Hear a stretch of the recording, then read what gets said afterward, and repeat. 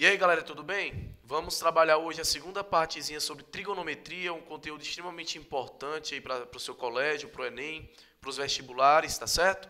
Espero que vocês gostem desse nosso vídeo também. E vamos aí com a nossa terceira questão, tá certo?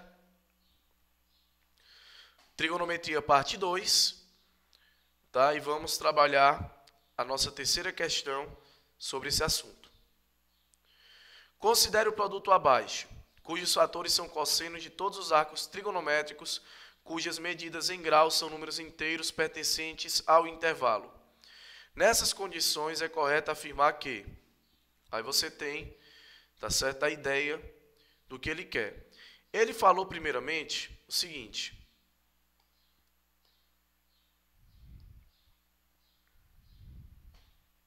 Vamos lá. Vou fazer aqui com o pincel azul para você entender a lógica. Direitinho e ficar destacando do preto lá, né? Ó, o produto que ele dá é o cosseno de 91 vezes o cosseno, tá, de 92 vezes até o cosseno de 269, né? No caso, você vai ter aqui 268 vezes o cosseno de 269 graus. Aí vamos fazer rapidamente aqui o ciclo trigonométrico, tá? Ó, você tem aqui o ciclo trigonométrico. Ele dividido... Ele dividido no eixo dos cossenos, que é horizontal, e no eixo dos senos. Lembre que ele é dividido em 4 quadrantes. E lembre também o seguinte, que os arcos eles vão estar aqui, ó. 0, 90, né? Porque aqui eu andei 90 graus. Aqui mais 90. Então aqui eu vou ter 180 graus.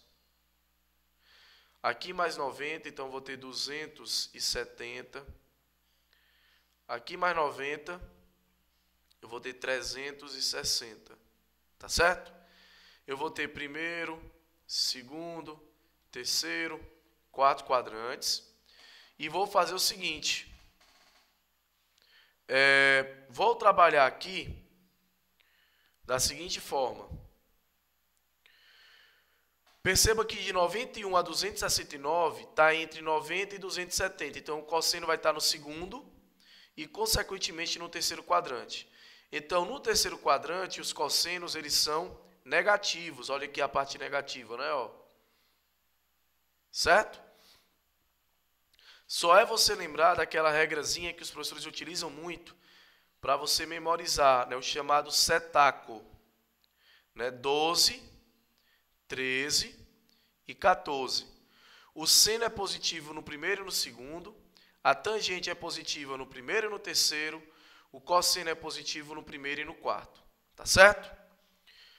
Então, no segundo e no terceiro, o cosseno ele vai ser o quê? Negativo, porque não apareceu aqui, não é isso? Então, vamos trabalhar da seguinte forma. Vamos apagar aqui o setaco. Você já deve ter memorizado 12, 13 e 14, que é onde os arcos são positivos. Aí, vamos lá. Nesse meio aqui, que eu vou considerar como primeiro passo. Tá? Segundo passo. Nós vamos trabalhar assim, ó. Quem é o cosseno de 120 graus? Porque 120 graus está entre 91 e 269. É menos, né? É negativo. Aí reduz para o primeiro quadrante. 180 menos 120.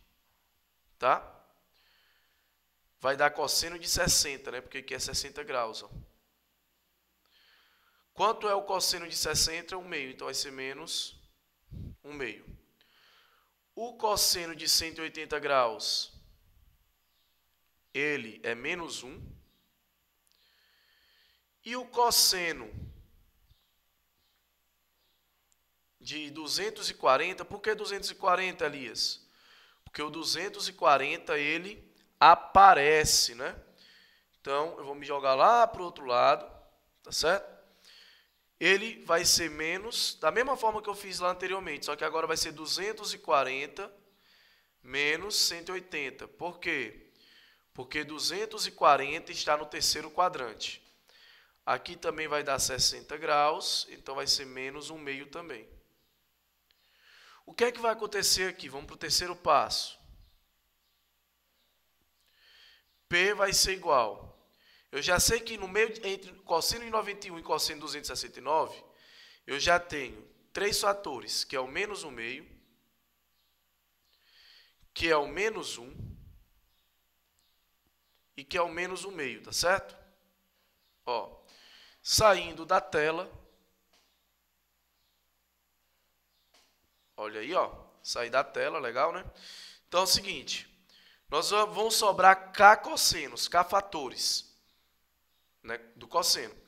Mas eu falei no começo que todos os cossenos são negativos, não é isso?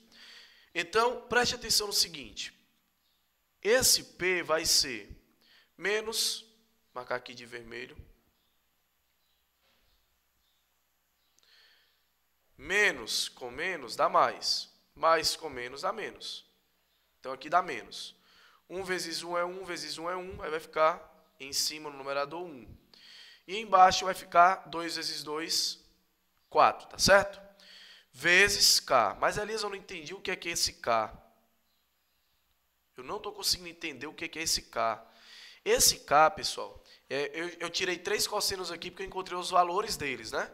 É a quantidade de cossenos que sobrou.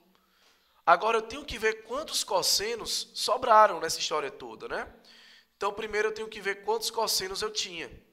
Vamos passar para outra página, né, aqui, para que você possa compreender a ideia. Lembre que ficou P igual a menos 1/4 vezes K. Então, ó, P igual a menos 1/4 vezes K. Só que você vai lembrar também que o P ele era o cosseno de 91 multiplicado até o cosseno de 269. Não é isso? Aí, galera, o que é que vai acontecer? Quantos números, quantos cossenos eu vou ter entre 91 e 269? Se você perceber, é uma PA de razão 1, né? 91, 92 e por aí vai. Então, isso aqui eu vou apagar, tá? É só para você entender a lógica. O AN é o último número, é 269. O A1 é 91. A razão ela é 1, porque está de 1 em 1. Fica N menos 1. Então, vai ficar 269 igual a 90 mais N. Então, o N vai ser 269 menos 90. Então, o N ele vai ser 179. Então, você tem 179 cossenos. Porém, eu já usei 3, né? Então, sobram 176. Tá certo? Você já usou, né? 6.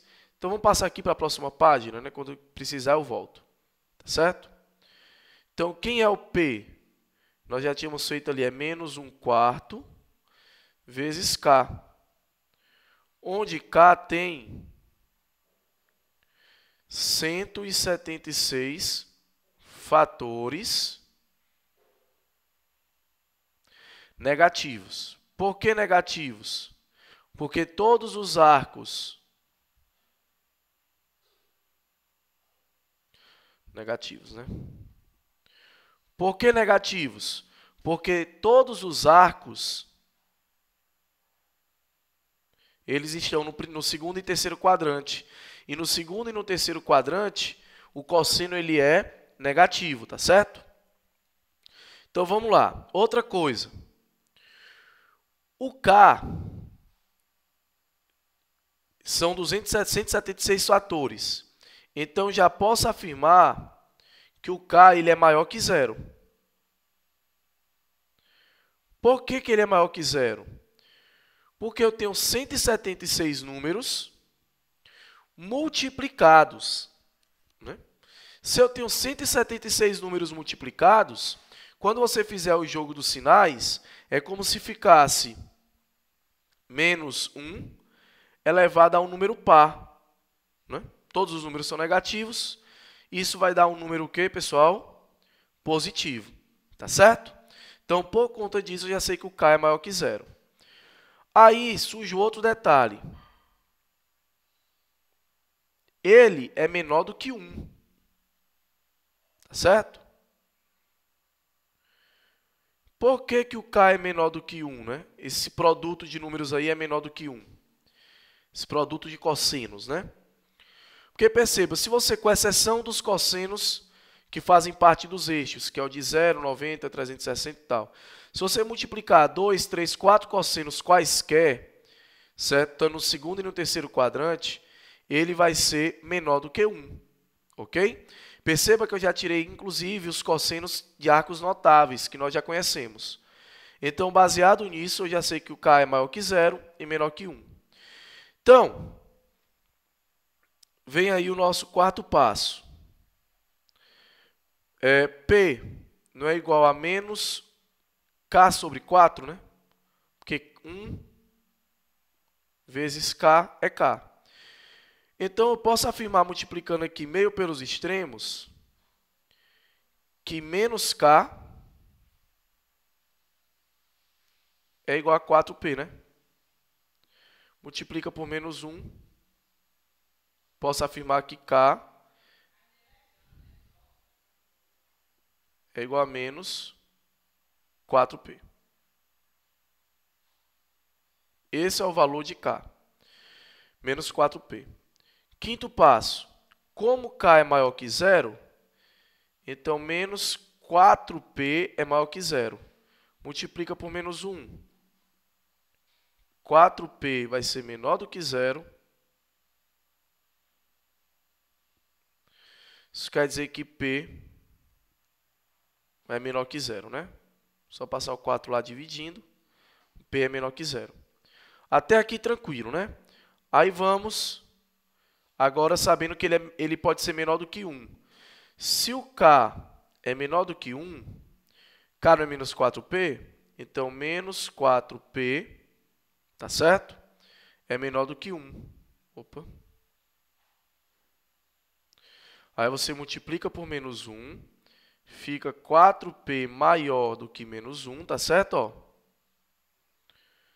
Então, P é maior que menos 1/4, tá certo? Porque o 4 vai dividindo, né? Então, já sei o seguinte, que o que eu quero, que é o P, logo, P ele vai ser maior que menos 1/4 e menor do que quem? 0. Qual é a resposta que me dá que P é maior que menos 1/4, né, e menor do que 0? Vamos lá.